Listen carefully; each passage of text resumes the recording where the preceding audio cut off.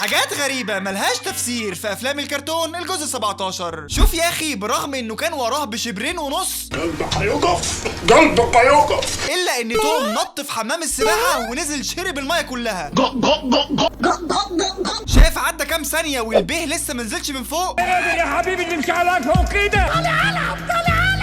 خلاص يا مخرج، توم شفط المية كلها، تقدر تنزله دلوقتي. شوف دي وشوف دي. يا ليلة غبرة. يافطة مكتوب عليها حسك عينك تطفح القرد. انا بصراحه جعان وعايز اتعشى. هتعشى فول بوطه. فول بوطة. الست الغلبانة دي بحسن نية بصت يمين في شمال وقامت مدياله كيس سوداني، قام ماسك كيس السوداني ولفحه في وشها وقال لها جرايه يا ولية، انت عامية مش قالوا لك ما تطفحينيش؟ هضرب نفسي. لا خلاص بضرب نفسي. خلاص والنبي على اليوم اللي شفتك فيه. الكلب قام مزغزغه، قام مبدل راسه براس صاحبه وطلع بره وفرغ شوية الضحك ورجع، قام الكلب ضارب رجله، قام مديله الدماغين يفرغوا صوتهم بره. مال